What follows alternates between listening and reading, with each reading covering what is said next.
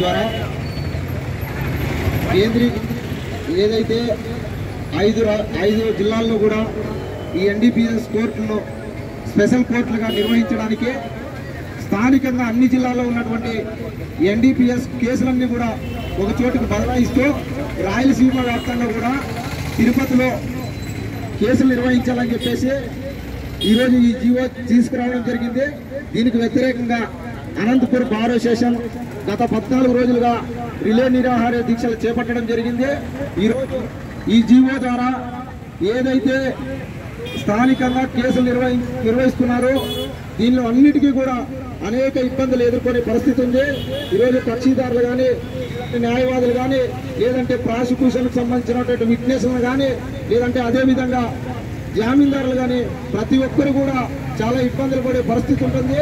ఈరోజు ఇప్పుడున్నటువంటి కేసులన్నీ కూడా ఒక చోటుకు బదలాయిస్తే ఈరోజు అనేక మంది పేద కానీ లేదా మధ్యతరగతుల వాళ్ళందరూ కూడా ఈ కేసుల్లో తప్పుడు కేసుల్లో ఇరుక్కునే పరిస్థితి ఉంటుంది. వీళ్ళందరూ కూడా చాలా ఆర్థికంగా కానీ లేదంటే మానసికంగా కూడా చాలా ఇబ్బంది పడే పరిస్థితి ఉంటుంది.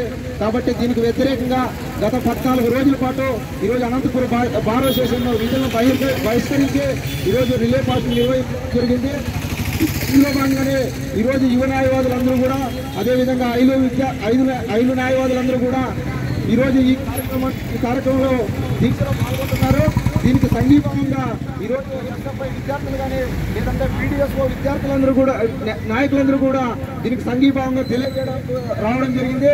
వాళ్ళందరికీ కూడా ఈ సందర్భంగా ప్రత్యేకంగా అభినందనలు తెలియజేస్తున్నాము. ఎందుకోసమంటే ఈరోజు నేటి విద్యార్థులే రేపటి భారత పౌరులుగా ఎదిగే పరిస్థితి ఉంటుంది. కాబట్టి వాళ్ళందరూ కూడా ఈరోజు ఏదైతే విద్యార్థులందరూ కూడా రేపొద్దున యువ న్యాయవాదులు కానీ లేదంటే జడ్జిలు కానీ అయ్యే అవకాశాలు ఉంటాయి.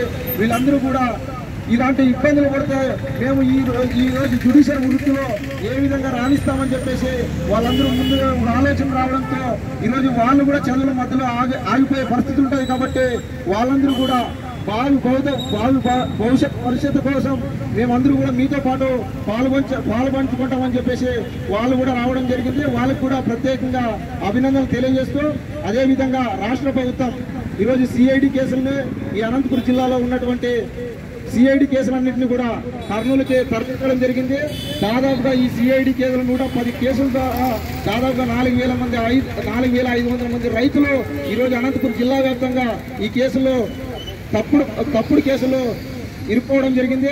ఈ పాస్ పుస్తకాలన్నిటికి సంబంధించి కూడా రైతులే ఎక్కువగా ఉంటారు. ఈ రైతులందరూ కూడా ఖమ్మం జిల్లాలో పోయేసి ఈరోజు కేసులు నిర్వహించుకోవాలంటే ఒకరోజు ముందునే పోయే వాళ్ళ కేసులకు సంబంధించి ఉండాల్సినటువంటి పరిస్థితి వస్తుంది.